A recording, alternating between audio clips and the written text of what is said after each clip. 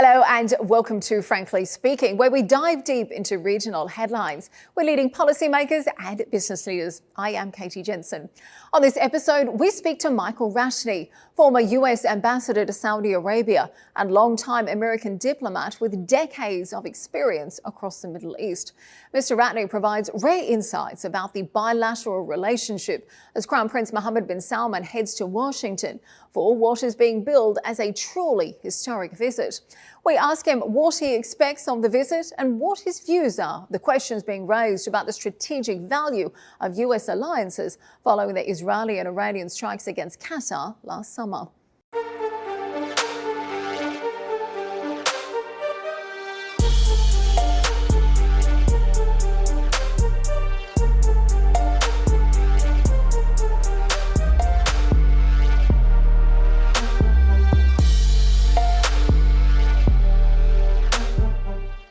Mr. Ratney, thank you for joining us on Frankly Speaking. It's great to have you back on the program. Now, welcome back. The last time you joined us was in June of last year, and you just begun your mission as Saudi ambassador to Saudi Arabia. And I have to say, you were quite optimistic about where the relationship was heading under President Biden. Now, at the time, a landmark Saudi-US deal was being finalized. Unfortunately, it never materialized. Frankly speaking, now that you are out of office, what went wrong, and is it more likely to happen now under the Trump administration? I can't remember actually if we spoke last time before or after October 7th, but that was really kind of a hinge point in the region. The U.S.-Saudi relationship was in a good place and getting better. We had embarked on these discussions about normalization between Saudi and Israel, and that would have brought with it a defense treaty between Saudi Arabia and the United States and a number of other elements. And those negotiations were well in train. October 7th really changed a lot in the region, changed the atmosphere in the region, changed the ability of a country like Saudi Arabia to move ahead with a relationship with Israel. The negotiations in some ways never stopped, but I think the Saudi ability to move ahead with it was pretty clearly in a different place. I think now we're back in a new administration. I don't doubt that President Trump would like to continue where that negotiation left off and eventually see a normalization deal between the U.S. and between Israel and Saudi Arabia. But I think we're essentially in the same place with respect to Gaza. Things are still pretty tense, although we have a ceasefire. And I think it's going to be some time before we get back to that particular negotiation. And I think you raise an important point. Let's talk a little bit about what's happening today. Crown Prince Mohammed bin Salman is preparing for a major visit to Washington. That's going to be taking place in the coming days. And we're hearing already a lot of talk about major progress on things like defense cooperation, nuclear agreements, AI, tech, much more. Tell me, what are your personal expectations of that trip? And do you think the visit can be a success, even with a slightly different deal than what was being negotiated under President Biden? I do think it could be. In fact, I think some of the things that are being discussed and under negotiation now, as I understand it, are things that began in the Biden administration, some of which were actually a part of the broader discussion about normalization. I think what the U.S. and Saudi will want to focus on are three big things. The first is some sort of a defense agreement. I don't think we're in a place where we could see a defense treaty that would require ratification by the U.S. Senate. But I think some sort of a defense agreement that helps cement and bolster U.S.-Saudi military cooperation is probably in the cards. I think the second big thing has to do with emerging technology. The Saudis obviously have huge ambitions in the area of artificial intelligence. What they want are predictable and reliable supplies of U.S. tech, particularly the most advanced chips, to essentially fuel their AI ambitions. And I think they'd like to see some agreement on that. And then finally, on energy, the Saudis are big investors in renewable energy. I think they see a piece of that as nuclear. And I believe they're going to want some sort of an agreement on civil nuclear cooperation between the U.S. and Saudi. And that's, I think, it's been fascinating to look at the different opportunities unfolding between both sides. But let me pick up on what you said a moment ago, because correct me if I'm wrong, when you were ambassador under President Biden, normalization with Israel really was seen as a central part of that wider Saudi-US deal. But as we know, Riyadh has since made it clear there will be no movement without Israel formally recognizing a Palestinian state. So would you say that condition has effectively taken normalization off the table for now? Yeah, I think it has taken normalization off the table for now. I could imagine getting back to it at some point in the future. I don't know when, but I think for the moment, the Saudis have made very clear that they couldn't move ahead with the normalization deal with Israel as long as the Israeli Defense Forces are in Gaza and as long as the Israeli government hasn't committed to a pathway for statehood for the Palestinians. And it does feel normalization does seem to be quite unworkable, whether we're going to see a change in Israeli leadership and maybe see some more progress in that area. But let's talk a little bit more about the security picture as it stands today, because President Trump issued an executive order following Israel's shocking strike on Qatar, a US ally that hosts the Al Udeid air base. Now, Prime Minister Netanyahu, as we saw, he later apologised, but a lot of critics have said that an executive order alone will not reassure Gulf partners. Tell me, do you agree that Riyadh and others now want a much more permanent, legally binding security guarantee from Washington? Yeah, definitely. I mean, I think that was the case all along. I think the Israeli strike on Doha kind of cemented that view. The thing that they want, I think the Qataris want, the Emiratis, the Saudis, others want, is predictability in their relationship with the United States. Their security, in many cases, they see great value in a defense partnership with the United States. They understand the threats that they face in the region from Iran and terrorism and so forth. So I think what they need is predictability. And I think that Israeli strike on Doha really cemented that view. So I think the Saudis, certainly in this discussion in Washington, when the Crown Prince is here, are going to want the most clear-cut agreement that they can get with the U.S. If a defense treaty, a mutual defense treaty, is not in the cards for the moment, I think they're going to want something that helps bolster the U.S.-Saudi defense partnership. Because I would say, sorry, go ahead. no, you go. As you point out, the executive order that the president signed for the Qataris is just that. It's an executive order. Although it has the language of a treaty, it doesn't have the legal input of a treaty and theoretically could die with this administration. I think all of our Gulf partners, the Saudis included, want something that will transcend an individual administration.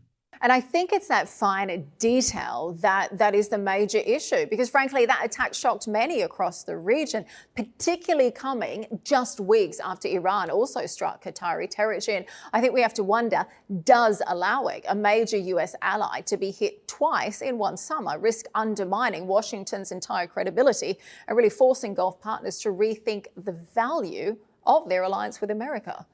So I think it certainly illustrates the somewhat unpredictable, often chaotic nature of the region that we're all living in, for sure.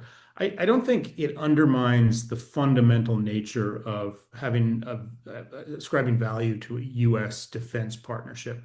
But what I think it did do is make clear to all of our Gulf partners that they want certitude, they want clarity, they want to know what expectations they should have with respect to the United States. And I think that's why the Qataris wanted some sort of even an executive order. I think the Saudis would like as strong an agreement as they could get. It just reminded them that when things go bad, when something really unusual or shocking happens, they want to know where the United States stands. And I think it's that predictability that's key, and clearly did not happen when the Qatari attacks, happened, as I said, twice in one summer. Certainly shocked this part of the world. But let's talk a little bit more broadly about other issues in the region, particularly when it comes to Israel and Gaza. Now, reports suggest that President Biden was actually warned about the potential Israeli war crimes, but actually stopped short of applying any real political pressure. Now, you served under President Biden. I have to ask, why didn't he act as a sitting president? Was it the fear of the Democrats losing the upcoming elections, or was it something much deeper? Well, some of those questions you probably have to ask President Biden himself, because I think his But as motivation. someone behind the scenes, I'd love your thoughts. Sure, but I'm just saying, I think some of his motivations were very personal to him. President Biden had very strong views about the need for the United States to stand by its Israeli partner, and I think that's what he did. At the same time, he had strong views about the need to end the conflict and release the hostages and reach a ceasefire in Gaza. I don't doubt that he did the best he could to try to balance those two objectives, ending the war and getting the hostages out, standing by our partner, but also hopefully finding some path out of that conflict so it doesn't resume and there's some sort of a political settlement ultimately. Because we've seen quite a dramatic contrast. President Trump appears at this stage to have brokered a rather fragile ceasefire. There's been a lot of hostage releases and exchanges between both sides. So I have to wonder, in your opinion, what changed? Is it down to President Trump's rather strong personal style, or do you think it was that Israel simply pushed too far this time? Maybe a combination of both of Mm-hmm. those. I think President Trump, expressed frustration with the war continuing for many, many months. Although he never stopped his support for Israel, he made Yeah. clear that he was frustrated with the fact that the war had ground on for so long. And he was finally willing and able to put pressure on the Israeli prime minister in kind of a remarkable way, and got to the point where the Israeli prime minister accepted a ceasefire, and that ceasefire eventually got the hostages out. So I think, in a way, credit to President Trump for having put pressure on Netanyahu and reached an end to the war. I hope the sort of momentum that's reached by getting these hostages out, finding a ceasefire continues, because, as much as people want to call what we have in Gaza peace, it's not peace yet, right? It's a respite for the Gazans, it's relief for Israelis, but we're still a long way from sort of a durable agreement that's going to be credible in the eyes of both Israelis and Gazans. And it's the next stages of that reconstruction, of that ceasefire, that's still slightly blurred lines. But of course, a key part of it is the reconstruction. Now, we've heard President Trump say that wealthy Gulf nations should be the ones shouldering the cost of rebuilding Gaza. And I have to say, as a journalist in the region, I can certainly tell you there is a very big, deep desire to be able to help the Palestinians. But on the flip side, there's also a very real fear of the destruction cycle repeating itself. Tell me, in your thoughts, do you think that the Trump administration could do anything to guarantee that this time around would be different? So guarantee, I don't know. That's a big word. I would say there's two big things that have to happen now that a ceasefire is in place. One is, as you point out, reconstruction. We're still just at the phase of providing humanitarian aid and encouraging others to do so. Reconstruction is a different thing altogether and requires obviously tens and tens of billions of dollars of aid, and requires, frankly, a more stable security environment. The other piece is related to that, and that's the call for an international stabilization force, some kind of a security presence that's going to ensure that Hamas doesn't remain a threat either to the Gaza people or to Israel, and that whatever happens there, humanitarian aid, distribution, reconstruction assistance, can proceed in a secure environment. What those two things have in common is they both need international support. And I know the administration has talked about Arab or Muslim states contributing to a stabilization force. I know they've spoken about Gulf states, particularly wealthy Gulf states, contributing to reconstruction. I think all of that is theoretically possible, but far more difficult than I think a lot of people realize. The reconstruction assistance, sure, but I don't think wealthy Gulf states want to be saddled entirely with the bill. I do think they would participate in some sort of a coherent international effort geared towards rehabilitating Gaza, but what they don't want to do is look at the destruction that's been wrought and say it's up to them to now pay for it.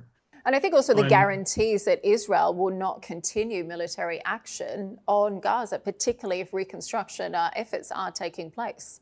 Yeah, I think that's a big piece of it. Nobody wants to pay to rebuild buildings that only get destroyed once again if conflict breaks out again. And that's why a stabilization force is so important, so that it's not simply warring parties have a monopoly on violence inside of Gaza right now, but also something beyond that, some sort of a political pathway, so that we're not just back to kind of a tenuous status quo that we experienced before this war broke out. Well, still huge progress that needs to be made in that area. But I want to talk a little bit more widely about the region, Syria in particular, an area you have a lot of expertise in. Now, President Trump recently met President Sharar, and of course, sanctions there have now been lifted, thanks mainly to incredible efforts by the Saudi Crown Prince. Now, I have to say, the fall of the Assad regime was once unimaginable. So, in your viewpoint, because you served as former US envoy to Syria, how do you think a pro-American Syria really would reshape the regional balance? And what are the major risks that come with that shift? So I think what we've seen is quite remarkable. The trajectory of the conflict from the end of last year, when I think a lot of people had sort of given up on the idea of Assad regime ever departing, to a point where they're gone, where Ahmed al-Shara, who, as you point out, took power, a lot of people didn't know what to expect, given his background as a essentially as a jihadi opposition figure in the north of the country. He started, as we say the right things, governing inclusively and fairly, bringing stability to the country, recognizing that Syria is a country with an extraordinarily large number of minorities, some of whom are nervous about his background. So I think a lot of countries, including the Saudis, recognize that he's probably the best opportunity that we have right now to reintroduce some sort of stability and security, not just in Syria, but in the region more broadly. And I think, as you point out, he encouraged President Trump to lift sanctions, even to meet with him, as he did in Riyadh some months ago. And then, as you saw, the Syrian president visited the Oval Office in sort of an extraordinary turn of events. I don't know if there's ever been a Syrian president that's visited the Oval Office before. It's quite incredible to watch, isn't it? I think I want to pick up on what you were saying, though, that Mr. Shara is saying the right things. Do you feel like he's doing the right things? Because I think at this stage, really no one knows yet whether he is able to actually build institutions that actually hold. Right. And I think it depends where you sit. I think from my perspective, he seems to be doing the right things. He took power in an extraordinarily chaotic situation. I don't doubt that if you're a Druze Syrian or a Christian Syrian or an Alawite Syrian, you have grave trepidation about this, given some of the things that he said and some of the people in his circle. But I think for the moment, he seems to be taking the responsibility seriously. And I think, honestly, better that we engage him and work with him rather than try to ostracize him further. So lifting sanctions, absolutely the right thing to do. Engaging him internationally and giving him that kind of support, the right thing to do. But I think it's fair to say that a lot of members of his own country's population are still anxious about the direction they're going to go. Absolutely. And of course, we haven't seen quite the same level of momentum for Lebanon. I wanted to get your thoughts on what's taking place there at the moment, because on one side, you've got the current US envoy, Tom Barak, calling it a failed state. He's essentially signalling a hands-off approach. We've seen lots of frustration from his side with the government's refusal to confront Hezbollah. And then on the flip side, we can see that the former envoy, Amos Hochstein, he is very much calling for more constructive approaches as well, more engaging with the local population, and really calling for the international community to try and rebuild and offer the Lebanese people an alternative to Hezbollah's dominance. Which approach do you support? So Lebanon has, for years, maybe forever, had weak central institutions, right? So whether or not it's a failed state, I can't answer that question, but it's certainly no surprise that someone would look at the country and observe weak central institutions dominated now for decades by Hezbollah. Now, an opportunity perhaps to strengthen those institutions. Hezbollah is at a historic weak point, both militarily and politically. So rather than continue to try to ostracise them or take steps would weaken them further. Maybe better to try to look at those central institutions, including the presidency under President Aoun, the Lebanese armed forces, which Lebanese across the sectarian divide have looked at as a credible national institution. How can we strengthen those and at the same time give those institutions the power to assert control over the entirety of the territory, not just the capital, including areas eventually where Hezbollah has long dominated. So I think the only way you do that is with support and engagement, not by ostracizing them further. I think it's a tricky situation because I think a lot of the rebuilding efforts, we've seen billions go in and yet very little structurally has changed. If anything, we've just seen more empowerment of local current warlords and corrupt politicians.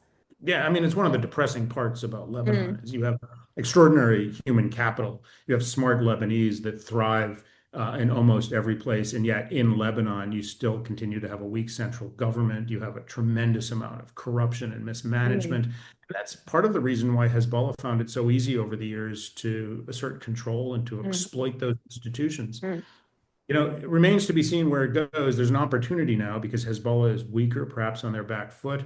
Maybe if steps were taken, if it were possible to strengthen those institutions and help reassertion of control, I think it might be a better picture for the Lebanese people across the sectarian spectrum.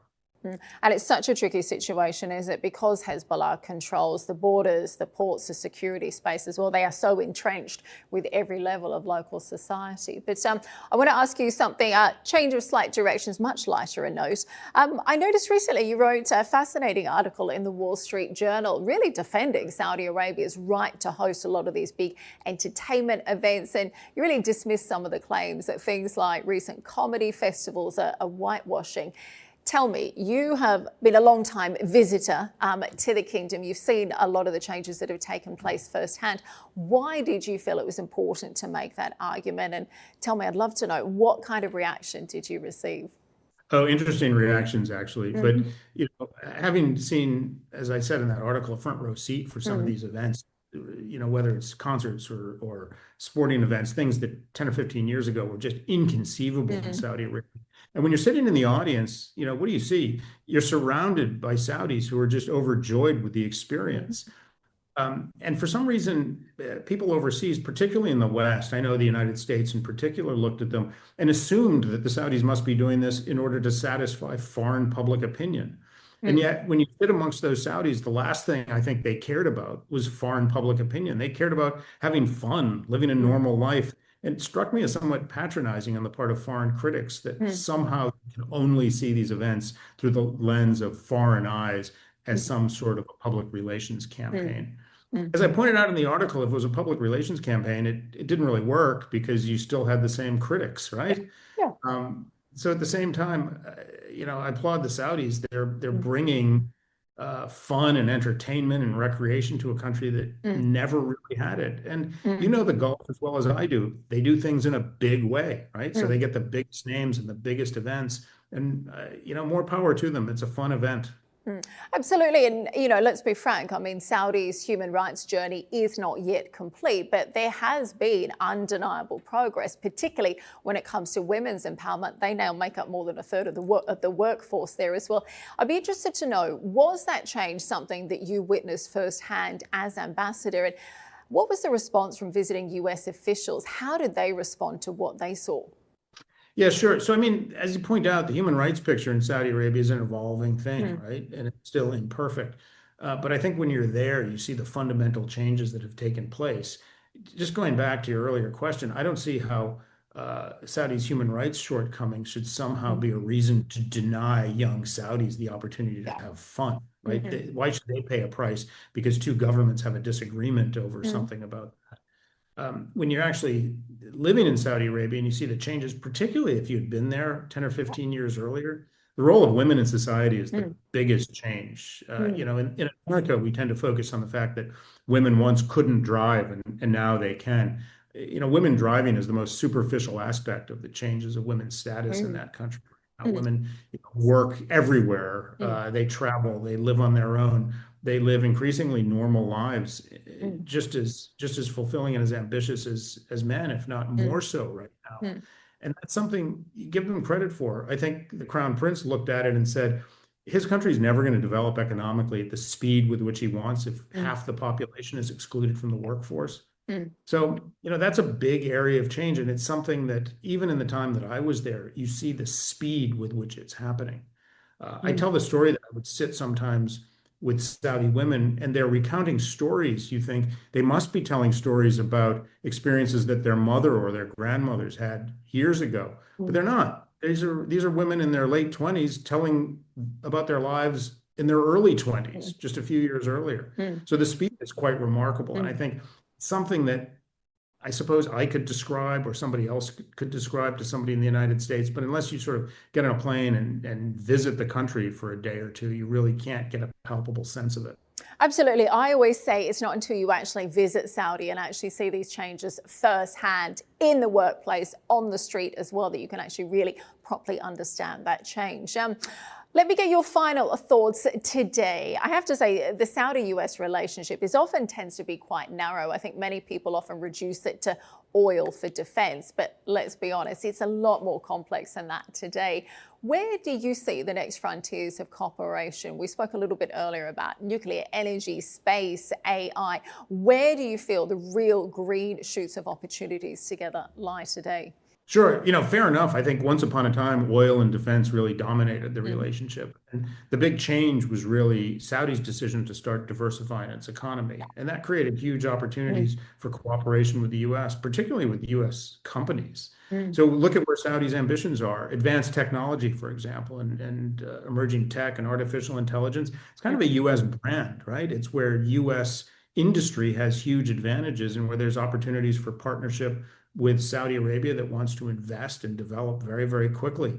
mm, Um, Renewable energy is another example. mm. People don't realize Saudi Arabia, one of the largest oil producers in the world, is also one of the largest investors in renewable energy, Yeah. wind, solar, and I think eventually nuclear. Again, areas where the United States Mm, has technological advantage and opportunity for mm, partnership. The other area, which I think is kind of little remarked upon, but is really important, is the area of art and culture. This mhm. has never been a huge sector of the Saudi economy, but as a cultural sector opens up, as Saudi has been trying to develop its own film industry, Yeah. again, here's something that's kind of an American brand and where there's opportunities to expand the kind of partnership we have with that country. So I think the nature of our relationship can be as diverse as the Saudi economy is becoming.